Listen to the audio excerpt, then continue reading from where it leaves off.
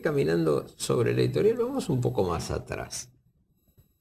¿Cómo fuiste vos en la infancia? Hijo único, ¿cómo fue tu infancia?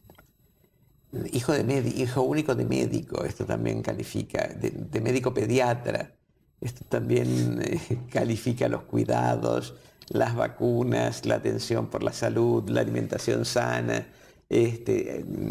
A pesar de eso, me pesco una nefritis infecciosa, una infección renal cuando tenía 6 años, cuando recién había empezado la escuela primaria, y entonces mis 2 tías, hermanas de mi padre, ambas docentes, me enseñaron a leer a la perfección cuando todavía en la escuela no se estaba enseñando a leer. Creo que ni siquiera se enseñaba en primer grado en esa época, no recuerdo exactamente.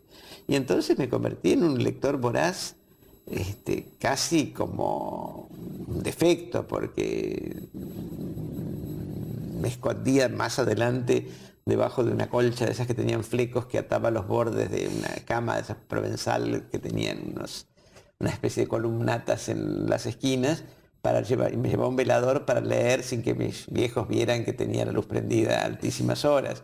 Es decir, va toda la patología típica de esa característica. Y también del hijo único, por supuesto. Sí, ¿Fuiste muy mimado? Sí, no solo eso, porque también era nieto único de mi abuela materna, porque mi abuelo materno había fallecido antes que yo naciera, de mis abuelos paternos, de 4 tíos solteros por parte de mi madre y 2 tías solteras por parte de mi padre, así que era como una sobredosis. Todavía no logré curarme. ¿Qué quiere decir que no considero sos un niño malcriado? Todo lo contrario, estás lleno de amigos, todo el mundo te conoce bien, te quiere, por lo menos aparentemente sos un tipo lleno de amigos. Sí, no, eso es verdad. Sí, ahora, ellos sabrán por qué. Bueno, nosotros sabremos por qué en todo caso. En general, casi todo lo que hay aquí son producto de regalos de autores que además son amigos. Y no, además tienen la costumbre de regalarme cosas ligadas con personajes de la historieta. Hay un famoso lobo de un dibujante belga, que es un personaje bastante prototípico, y el Gastón, que es otro también personaje de la historieta. Es decir, cada viaje de aquí en Europa, que son frecuentes, vuelve con algún personaje nuevo. ¿En qué barrio vives? En Villa Crespo, en el límite entre Villa Crespo y lo que sería Paternal, la calle Hidalgo, que era el límite de las calles que no se inundaban cuando desbordaba el Maldonado. Cuando yo nací vivían en la calle Muñecas, entre Tames y Juan B. Justo. Entonces mi recuerdo primero de infancia es las subidas del Maldonado que provocaban terror en el barrio. Siguen provocándolo. No, pero yo subido en la mesa del comedor, viendo crecer el agua, y temiendo que llegara a taparnos, cosa que felizmente no sucedió.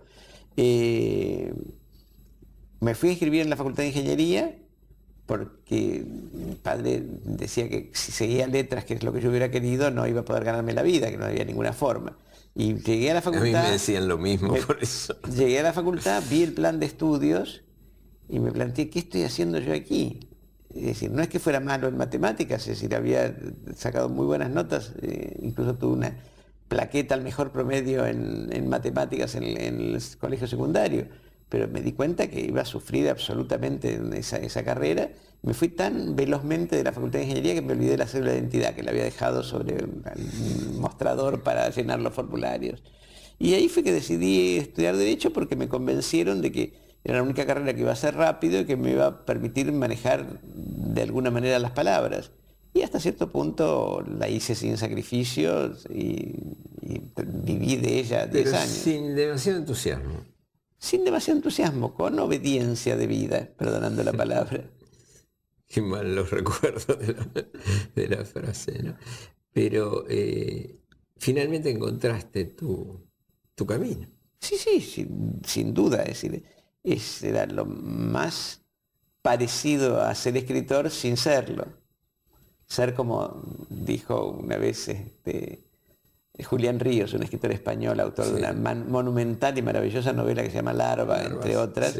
Escribía en la solapa de su... Un autor que no entiendo por qué no es famoso como debería. quizás porque es difícil, está un poco en la línea del lesa Malima también. Pero sin ninguna duda, aparte, claro. Nosotros publicamos Larva muy sacrificadamente, el Centro Cultural de España lo trajo a Buenos Aires y de todas maneras la repercusión fue muy buena de crítica, pero es una novela que está escrita en varios idiomas, exige una especie de Ulises hispano, pero Julián Ríos escribe en la solapa de uno de sus libros dirigiéndose al solapado lector, cosa que es muy graciosa. Y yo entonces digo que soy un solapado escritor porque yo escribo solapas y contratapas, cosa que me sigue dando mucho placer. Contratapas es un producto de la editorial, no tiene ninguna injerencia del autor. A veces, cuando el autor tiene un álbum importante de recortes de opiniones sobre su obra o libros que se escribieron sobre su obra, le pedimos un par de párrafos que sean posibles citar para que esté reforzado el efecto propagandístico. La contratapa es algo que tiene que incitar al que levante el libro en una librería a abrirlo y mirarlo, no necesariamente lo va a comprar después de eso. O sea que es una técnica que no tiene que ser burdamente publicitaria, porque entonces directamente se ahuyenta el lector, ¿no? ¿Te divierte hacerlo? Sí, todavía sí. Y lo haces vos, no como otras editoriales que le dicen al autor, bueno, la contratapa hacela vos.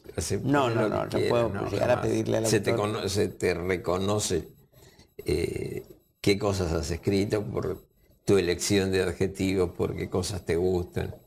Sí, el otro día tuve la satisfacción, vamos a publicar El Teatro Reunido de Griselda Gambaro. Veníamos publicando las obras sueltas, después en algún momento Griselda Gambaro empezó a publicar, o Gámbaro como dicen que se pronuncia, empezó a publicar. Ella dice Gambaro. Sí, pero en el prólogo estudioso dice que se acentúa como esdrújula. Que ella empezó a publicar sus novelas en otra editorial y entonces las obras más recientes aparecieron sueltas en Norma, la editorial colombiana, y ahora vamos a publicar en 4 tomos hasta el momento su Teatro Reunido.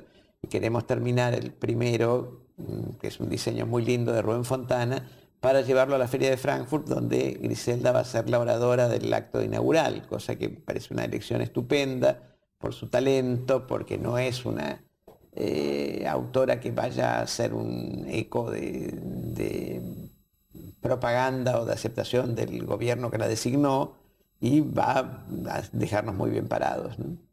Bueno, ella ya habló una vez en el comienzo de la feria, creo, ¿no? ¿En la de Feria de Buenos Aires? Sí. Claro. Sí, incluso estuve cuando le dieron el título de Ciudadana Ilustre de Buenos Aires, hizo un discurso maravilloso donde no ahorró críticas al estado de la ciudad, a pesar de confirmar su amor por Buenos Aires, siendo que vive en las afueras, vive en Adrogué. Sí, bueno, ya es como si fuera una sola ciudad, ¿no? Está Adrogué, ya la ciudad se va extendiendo, ¿no? En la época de Borges, Adrogué era un lugar de veraneo, ¿no? Claro, había un hotel. Vos tenés varias ediciones de autores de teatro. Sí, tenemos una colección de teatro argentino, donde el único colado hasta cierto punto es Ariel Dorfman, que si bien nació en la Argentina se reivindica como chileno, y donde venimos publicando... Sí, colado hasta por ahí, porque... Sí. Donde venimos publicando el teatro completo de Roberto Cosa, de Gorostiza, de Griselda, de Eduardo Robner, de Juan Carlos Gené, y que es una satisfacción que deriva de que yo siempre fui espectador de teatro y en mi primera juventud muy lector de teatro, las colecciones de Los Ángeles, que eran maravillosas, sí, maravilloso. Es decir, o Losada con el teatro de Sartre y demás, es decir, creo que se leía más teatro en Los Ángeles lo sacaba, si no me equivoco, Fernando Sapsay, el padre del constitucionalismo, ¿no? Sí. Que era un fanático, admirador de publicando teatro extranjero de altísimo nivel. Sí, yo creo que fue el tipo que nos hizo leer teatro y conocer muchos autores que en la Argentina eran desconocidos hace muchísimo tiempo. Brendan Behan, John O'Casey, entre los irlandeses y cosas. Y ahora me pregunto, ¿por qué se le ocurrió editarlos y si los vendían lo suficiente como para solventar la editorial con eso, ¿no? Él siempre dijo que sí. Que había lectores de teatro, que lo que pasa que no habían sabido buscar el lector, y a veces eso pasa. ¿Qué te ocurre?